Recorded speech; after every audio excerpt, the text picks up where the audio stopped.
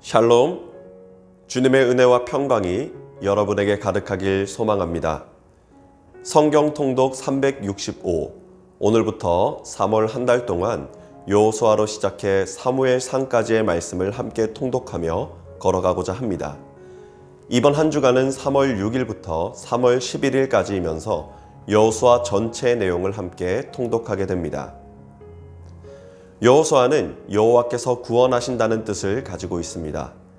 호세아라고도 부르고 헬라어로는 예수라 이름합니다. 그리고 여호수아는 모세의 뒤를 이어 이스라엘 백성을 인도하였고 적과 꿀이 흐르는 약속의 땅으로 향하여 언약을 성취합니다. 모세오경이 여호와의 백성됨과 앞으로의 약속을 전하는 내용이라면 여호수아는 여호와의 약속의 성취를 전하고 있습니다. 그러므로 두 내용은 뗄래야 뗄 수 없는 밀접한 관련이 있습니다. 모세오경, 곧 토라는 여호와의 언약과 언약 백성으로서의 신실함을 요구하고 있는데요. 그 내용은 여호와의 율법과 명령을 지켜 행하면 복을 받는다는 의미를 전하고 있는 것입니다. 여호수아서도 이와 다르지 않습니다. 여호수아 1장 7절부터 8절까지의 말씀에서는 오직 강하고 극히 담대하여 나의 종 모세가 내게 명령한 그 율법을 다 지켜 행하고 우로나 좌로나 치우치지 말라. 그리하면 어디로 가든지 형통하리니 이 율법책을 내 입에서 떠나지 말게 하며 주야로 그것을 묵상하여 그 안에 기록된 대로 다 지켜 행하라. 그리하면 내 길이 평탄하게 될 것이며 네가 형통하리라. 아멘. 이 외에도 모세오경과 여호수아는 다양한 내용이 연결되어지는데요. 모세오경에서는 가나안 정탐으로 12지파의 대표를 보내고 두 사람이 긍정적인 답변을 했다면 여호수아는 두 사람의 정탐꾼으로 긍정적인 답변을 얻습니다. 애굽에서 출애굽할 당시 문설주의 붉은 피로 믿음의 집이 구원을 얻었다면 여호수아에서는 라합의 집안이 다락에서 내린 붉은 줄이 믿음의 집을 구원합니다. 모세가 홍해를 가른 것처럼 여호수아는 요단강을 가릅니다. 모세는 소명을 받을 때 가시떨기 나무에서 여호와의 음성을 듣고 여호수아는 가나안 전쟁을 시작하며 여호와의 군대 장관을 만납니다.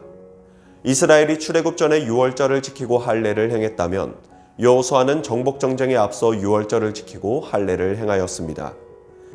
이처럼 모세오경과 여호수아는 연결선상에 있고 여호수아는 모세의 뒤를 이어 새로운 지도자로 세워지며 변함없이 하나님과 백성 사이에 중보자 역할을 수행합니다. 앞서 김건영 목사님께서 여호수아서의 구성을 전해주신 것처럼 여호수아서의 구조는 이렇습니다. 1장부터 5장까지는 가나안 정복전쟁 준비, 6장부터 12장까지는 가나안 정복전쟁, 13장부터 22장까지는 가나안 땅 분배, 23장부터 24장까지 말씀은 마지막 권고의 말씀을 전해주고 있는 것이지요. 오늘부터 나누게 될 여호수아 7장은 가나안 정복전쟁 중에 있었던 사실을 전해주고 있습니다. 가나안 정복전쟁의 내용 중에서도 6장부터 7장까지의 말씀은 보다 집중적이고 세부적인 내용을 전하며 그 의미를 강조하고 있는데요. 6장은 여리고성 전투, 7장은 아이성 전투를 다루고 있습니다. 두 이야기는 승리와 패배의 내용을 다루면서 서로 대조적인 관계를 나타내고 있습니다. 여리고성 전투에서는 하나님의 언약궤를 앞세워 말씀에 따라 행할 때 기적처럼 승리를 거머쥔 이스라엘의 모습을 전하고 있고, 아이성 전투는 하나님의 말씀보다는 교만을 앞세워 불순종으로 패배하는 이스라엘의 모습을 전해주고 있습니다. 그 가운데 유다 지파의 아간의 욕심과 불순종이 이 모든 상황을 잘 대변하고 있지요. 이는 참으로 상징적입니다. 여호수아서에서 등장하는 첫 두 전투의 성패는 인간의 능력이 아닌 하나님의 능력에 있음이며 순종의 승리와 불순종의 패배를 상징적으로 보여주고 있는 것입니다. 이제 이스라엘이 경험하는 앞으로의 모든 전투도 이와 다르지 않습니다. 순종에는 승리를, 불순종에는 패배를 얻게 될 것입니다. 8장부터 12장까지 말씀 정복전쟁이 계속해서 이어집니다. 아이성 전투 이후 가나안 땅 정복을 위한 크고 작은 전쟁이 여호수아서 12장까지 계속해서 이어집니다. 의아할 수 있는 무거운 말씀의 내용입니다. 가나안 땅 정복 정죄의 내용을 통독하다 보면 하나님의 무거운 진노가 느껴집니다. 모든 가나안 땅의 백성들을 멸하고자 하시는 하나님의 모습을 볼 때면 인간적인 시선으로 너무 가혹하다는 마음도 들 것입니다. 그러나 우리가 정복 정죄를 통해 분명히 바라보아야 하는 것은 하나님의 말씀에 불순종하고 음란함 가운데 타락한 백성들은 누구든지 하나님께 벌을 받는다는 사실입니다. 반대로 아무리 가나안의 족속이라 할지라도 하나님께로 돌이켜 하나님의 백성이 되고자 한다면 누구든지 하나님께서 구원하시고 은혜를 베풀어 주신다는 사실을 바라보아야 한다라는 것입니다.